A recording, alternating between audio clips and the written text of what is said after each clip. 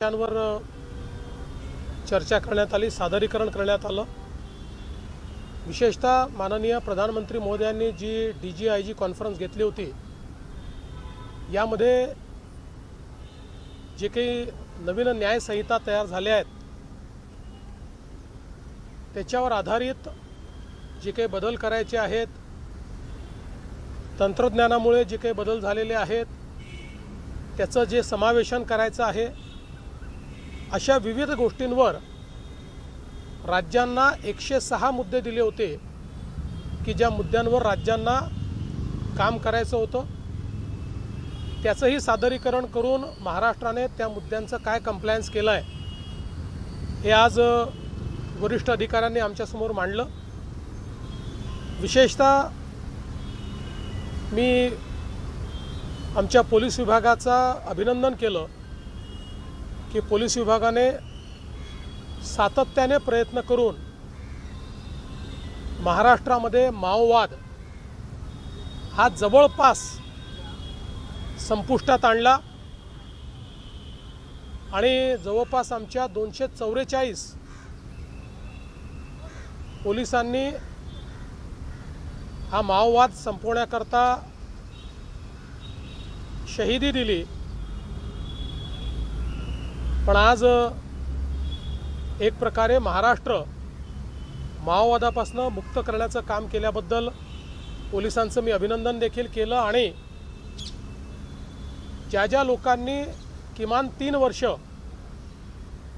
C60 हा जो आपला फोर्स आहे माओवादाच्या विरुद्ध लढणारा, त्यामध्ये काम केलेलं आहे, त्या सगळ्यांना C60 मेडल हे देण्याचा निर्णय आज या ठिकाणी मी घोषित केला आहे।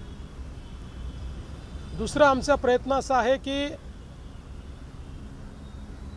आपल्याकडे तंत्रज्ञान फार मोठ्या प्रमाणात आहे, विशेषतः आर्टिफिशियल इंटेलिजन्सचा उपयोग करून आपण मोठ्या प्रमाणात काही टूल्स तयार केले आहेत की ज्याच्यामुळे एखाद्या गुन्ह्यामध्ये FIR पासनं तर चार्जशीटपर्यंत अनेक गोष्टींमध्ये आपण त्याचा उपयोग करू शकतो। आणि म्हणून मी एक टास्क आज पोलीस महासंचालक महोदयांना दिली आहे की पुढच्या 6 महिन्यात ही सगळी प्रोसेस डिजिटाइज झाली पाहिजे, ज्यामध्ये एव्हिडन्स मॅनेजमेंट सिस्टीम ही ब्लॉकचेनमध्ये नेता आली पाहिजे आणि FIR पासनं चार्जशीटपर्यंत ट्रायलपर्यंत सगळ्या गोष्टी या डिजिटाइज झाल्या पाहिजे।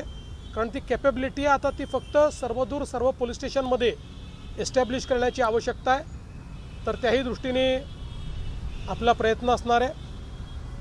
आपल्याला कल्पना आहे की अपराध सिद्धीचा दर हा महाराष्ट्राने चांगल्या पद्धतीने वाढवला आहे, तथापि अद्यापही आपल्याला आपण जे काही ध्येय ठरवलं आहे त्यापेक्षा आपण पुष्कळ मागे आहोत।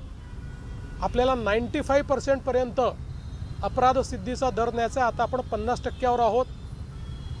सेशन्स ट्रायलमध्ये तो अधिक कमी आहे, त्यामुळे सेशन्स ट्रायलमध्ये जास्त चांगल्या पद्धतीनं तो रेट कसा वाढवता येईल याच्या काही स्ट्रॅटेजीजवर आज चर्चा झालेली आहे। आणि या संदर्भात AIचा उपयोग करून गेल्या 4-5 वर्षातल्या ज्या काही केसेस आहेत याचं ॲनालिसिस करण्याचं CIDला सांगितलेलं आहे की त्यांनी ज्या केसेसमध्ये कन्व्हिक्शन झालं नाही त्याची कारणं काय होती, त्यामध्ये कुठे लूप होल्स होते, असं करून एक निश्चित धोरण तयार करावं जेणेकरून पुढच्या काळात त्याचा अवलंब करून केसमध्ये कुठली गॅप राहणार नाही, अशा पद्धतीचा प्रयत्न आपण करणार आहोत। पोलिसांनी प्रयत्न करून राज्यामध्ये ॲक्सिडेंट्समध्ये कमतरता आणलेली आहे, पण त्याच्यावर अजून चांगलं काम करण्याची आवश्यकता आहे। त्या दृष्टीने काही प्रयोग झालेले आहेत। DGंनी नागपूरच्या एका प्रयोगाचा उल्लेख केला ज्यामध्ये 30% ॲक्सिडेंट कमी झाले आहेत, मुंबई पुणे एक्सप्रेसवेवर ॲक्सिडेंट्स कमी झाले आहेत। तशा प्रकारचं मॉडेल हे तयार करून महाराष्ट्रामध्ये ॲक्सिडेंट्स कसे कमी करता येतील, रस्ते अपघात कसे कमी करता येतील या संदर्भातली चर्चा झाली। राष्ट्रीय सुरक्षेचे मुद्दे असतील आणि सायबर स्पेस यामध्ये होणारे गुन्हे असतील या संदर्भातली चर्चा याच्यामध्ये झाली। विशेषतः ड्रग्सच्या संदर्भात पुढच्या काळामध्ये ड्रग्स फ्री कॅम्पस ही जी काही एक संकल्पना आहे ती अधिक दृढतेनं कशी करायची या संदर्भात आज विचार झाला आणि त्या संदर्भात एक पुन्हा वेगळं सादरीकरण आणि त्याची एक स्ट्रॅटेजी ही या ठिकाणी डीजी तयार करून आमच्यासमोर ठेवणार आहेत आणि पुढच्या काळामध्ये ड्रग्सच्या विरुद्ध एक खूप मोठी लढाई ही महाराष्ट्रामध्ये सुरू करण्याचा निर्णय हा देखील आज आपण या ठिकाणी घेतलेला आहे। फॉरेन्सिकची आपली जी पेंडन्सी आहे ती आता बऱ्यापैकी आपण कमी केली आहे, पण ती रिअल टाईम बेसिसवर कशी आणता येईल या संदर्भातली आपण चर्चा केलेली आहे। वेगवेगळ्या गुन्ह्यांच्या संदर्भात जे प्रमुख गुन्हे आहेत त्यात कुठल्या जिल्ह्यांचं काम चांगलं आहे, कुठल्या जिल्ह्यांमध्ये अजून काम करण्याची आवश्यकता आहे याचं ग्रेडेशन करण्यात आलेलं आहे आणि पुढच्या 6 महिन्यात आजचं जे स्टेट ॲव्हरेज आहे त्याच्यापेक्षा वर प्रत्येक जिल्ह्यांनी जायचं अशा पद्धतीनं एक टार्गेट ठरवण्यात आलेलं आहे आणि विशेषतः चांगलं काम करण्याबद्दल डीजींचा एक दर महिन्याला पुरस्कार आज त्या ठिकाणी देण्यात येईल। जे चांगलं काम करतील त्यांना डीजी दर महिन्याला पुरस्कृत करतील आणि ज्यांचं काम ॲव्हरेजच्या खाली जाईल त्यांना इंडिकेट करतील की तुम्हाला सुधारण्याची आवश्यकता आहे।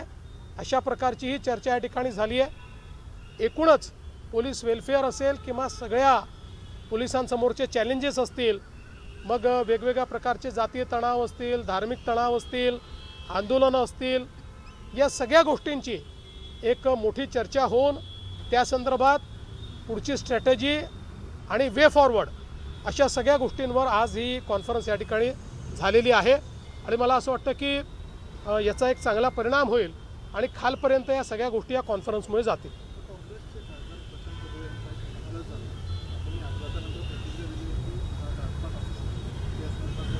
मी जरूर त्याची माहिती घेईल आणि प्रशांत पडोळेच काय ते तर खासदार आहेत, कोणी सामान्य माणूस असेल आणि त्याचा एखाद्या अपघातात घातपात वाटला तर त्याची चौकशी केलीच पाहिजे, त्यामुळे समजून घेईल आणि त्याच्यावर आपण करू काय असेल तर।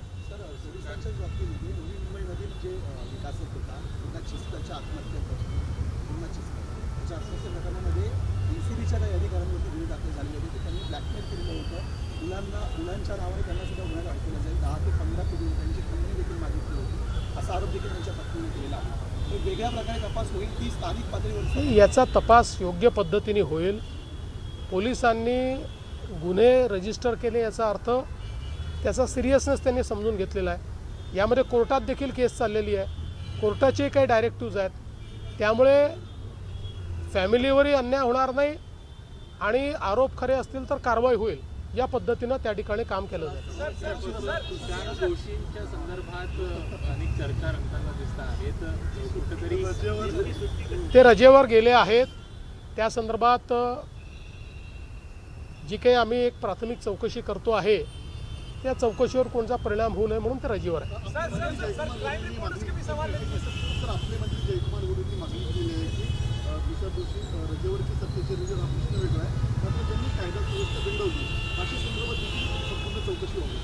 बघा, चौकशी ही काही कोणाची एका व्यक्तीची होत नाही आहे, झालेल्या घटनेची आम्ही चौकशी करू।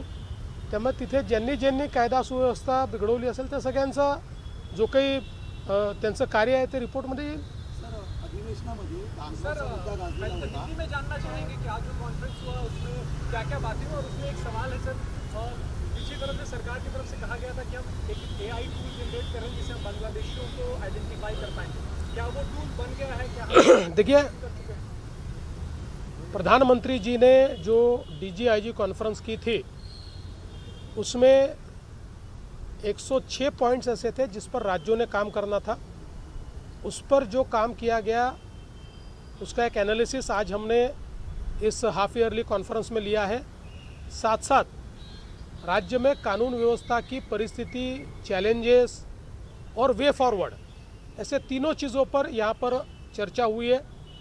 क्राइम, नए पद्धति से जो हमारे नए कानून बने हैं उसका किस प्रकार से उपयोग हो रहा है, टेक्नोलॉजी का किस प्रकार से उपयोग करना है, ये सारी चीज़ों के ऊपर आज चर्चा हुई है।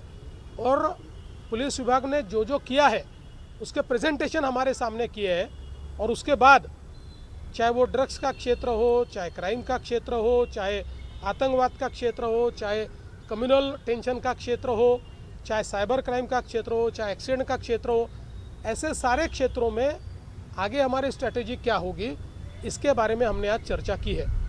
जहाँ तक बांग्लादेशियों को आइडेंटिफाई करने वाले टूल की बात है, अभी वो पूरा तैयार नहीं हुआ है। आईआईटी में उसकी तैयारी चल रही है, काफ़ी अच्छे रिजल्ट्स है, लेकिन जैसे ही पूरा तैयार होगा हम आपको बताएंगे।